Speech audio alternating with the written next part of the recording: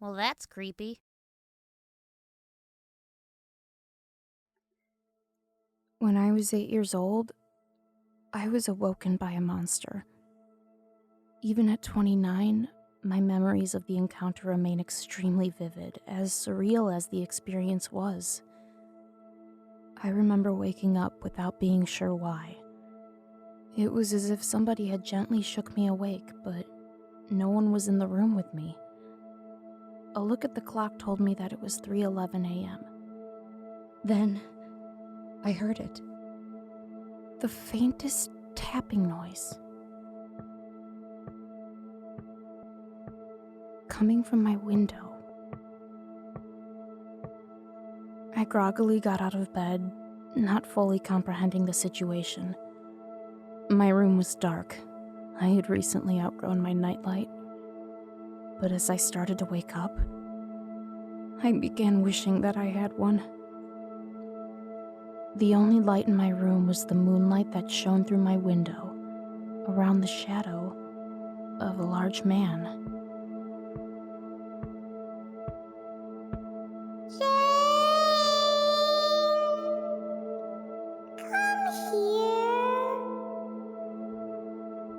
The voice came from outside the window. In retrospect, I'm not sure which was scarier. The fact that it somehow knew my name, the impossibly high tone of its voice, or the fact that my room was on the second floor of our house and a man was somehow standing outside my window. At the time, I just knew I was terrified. My blood ran cold and shivers radiated down my body. I felt immobilized, as if my visitor had put some sort of spell on me with his voice. I focused and found that I could move my feet, but they didn't turn the way I wanted them to. Something drew me to that window, to that voice. Everything inside me screamed to run, to go downstairs and tell my parents, but it seemed as if my body were moving on its own, propelling me forward to meet my visitor. What I saw outside my window was a creature that should not exist. My body locked up, as if I were suddenly afraid to even breathe. I wouldn't realize this until later, but I had started to piss myself. If I were to compare this being to a human, the closest resemblance would be in the face. But not even that is really true. Its face vaguely resembled the face of a human baby. Its skin was milky white with fat cheeks and bulging solid red eyes that had a dull glow about them. It seemed to have multiple rows of sharp, curved teeth inside of its unnaturally wide mouth. The creature's body was abnormally tall, probably a good 15 feet high if I had to guess. It was very, very skinny and wore a black trench coat. Its arms came up in front of it like a praying mantis, and it had very tiny hands with skinny fingers constantly fidgeting around. Let me in! The sound of my visitor's voice seemed to break the ice that held me in place, and I ran. I burst out of my room and nearly tripped, making my way down our pitch-black hallway towards the staircase. From the top of the stairs, in the small window just above our front door, I could see those eyes. I now had a sickening sense for just how tall this creature was.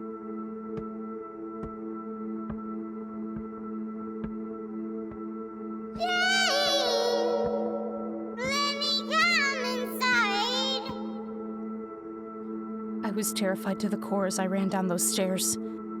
As I rounded the corner at the bottom, I noticed that the tapping had stopped, and the monster was no longer outside the door.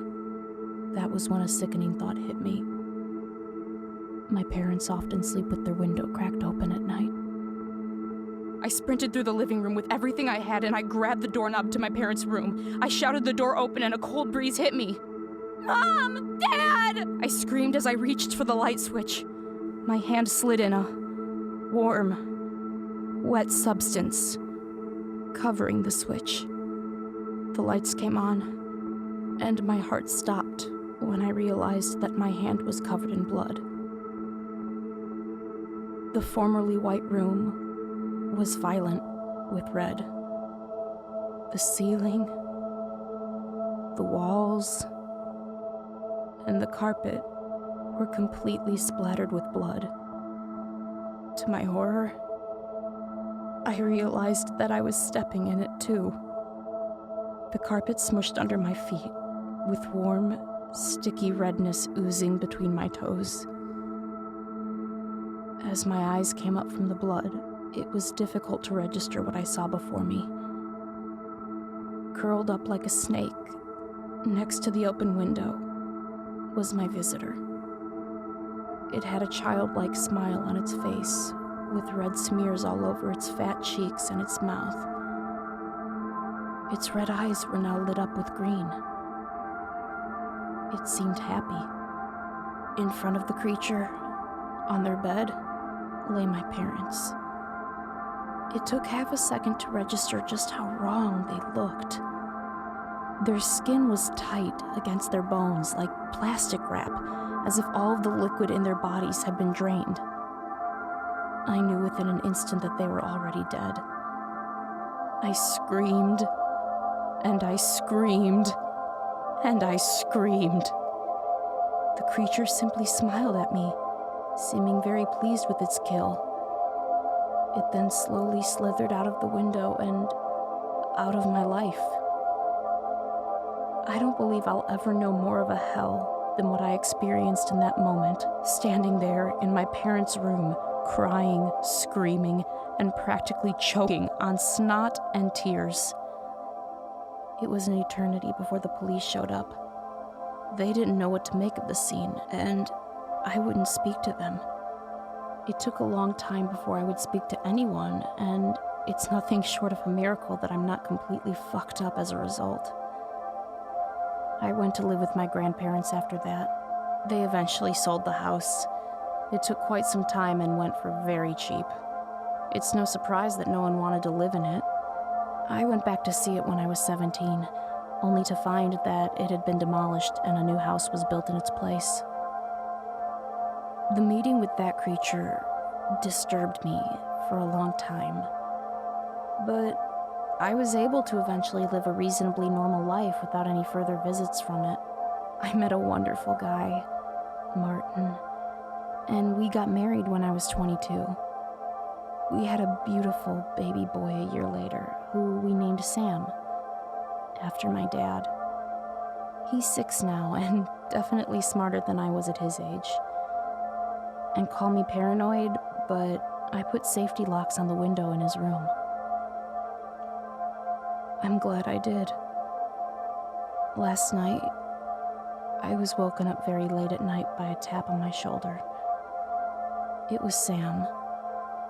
He stood by our bed with a worried look on his face. "What's wrong, Sam?" I asked, looking at the clock. It was 3:20 a.m. I had to get up for work in 2 hours. Martin groaned lightly next to me as he stirred out of sleep. Mommy, someone is tapping on my window. I'm scared.